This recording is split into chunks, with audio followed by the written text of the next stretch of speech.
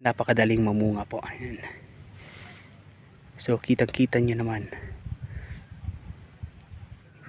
mga ka-apple, magandang araw po. So usual na maraming tanong na natatanggap po natin about sa apple farming dito sa Pilipinas is kailan nga ba namumunga po daw yung mga apples dito. So depende po yan sa mga planting materials po natin. Kaya po nito nakaplant sa farm or mga grafted. Ayan. So mga 1 year na yata ito dito sa farm na nakatanim. Yan, yung iba is lumalago pa.